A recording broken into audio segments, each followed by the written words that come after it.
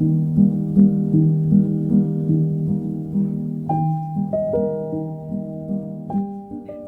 and welcome back. Last time we explored the power of humility, and today we're diving into another essential virtue, and that is courage.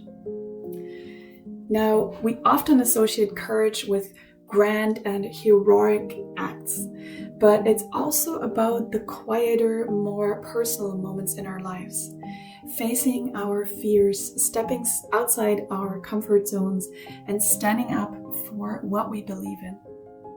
It's really about being brave enough to be ourselves and to stand for the truth, even when it feels easier to conform. A couple of years ago, I was in a situation where everyone in a class that I was taking suddenly turned against me. It was like night and day. And even my own friends, who I thought I could trust up until then, just didn't greet me anymore from one day to another. It was very, very painful for me, and I felt very anxious. But I also knew that I couldn't compromise my convictions, and I stuck with my point, which later on turned out to have been the right one.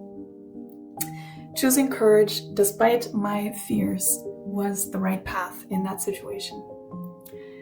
Now think about a time you had to do something difficult. Maybe it was giving a presentation at work, or having a difficult conversation with a loved one, or even just admitting a mistake. That took courage. And every time we face those moments, every time we choose to step forward instead of shrinking back, we build our courage like a muscle. And just like any muscle, the more we use it, the stronger it gets. One of the most inspiring examples of courage that I know of is Harriet Tubman, whom you might have heard of. She was born into slavery, and she endured unimaginable hardship and cruelty. But instead of letting that break her, she channeled her fear and pain into an extraordinary act of courage. She actually escaped to freedom, and then she risked her own life again and again to return and lead hundreds of other enslaved people to freedom through the Underground Railroad. Think about the bravery that took. Imagine the fear she must have felt knowing that she could be captured and returned to slavery, or even killed at any moment. But her belief in freedom, her commitment to justice, was stronger than her fears. And that's what courage really looks like. It's not the absence of fear, but the triumph over it. Harriet Tubman's courage wasn't just about physical bravery. It was also about moral courage, the courage to stand up for what is right, even when it's unpopular or even dangerous.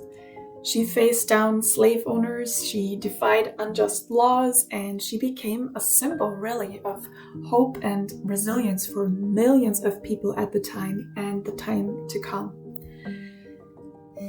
Now, you might not be leading hundreds of people to freedom, but you have your own battles to fight, your own fears to face. Maybe it's the fear of failure, the fear of rejection, or the fear of not being good enough.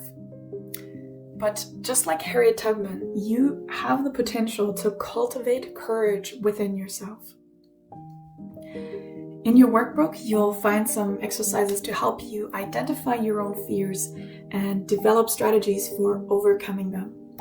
Start small. Maybe it's finally speaking up in a meeting, or trying a new hobby that scares you a little bit, or setting a boundary with somebody. Every time you take a small step outside your comfort zone, you're building your courage muscle. Don't forget that. Remember that courage is not about being fearless. Nobody is without fear. But it's about being willing to face your fears and to keep moving forward, even when you are absolutely scared. Courage allows us to stand up for what we believe in, while gentleness allows us to do so with compassion and understanding. It's the combination of these two virtues that really allows us to flourish, both within ourselves and in our relationships. So let's turn our attention now to the beautiful and often underestimated virtue of gentleness.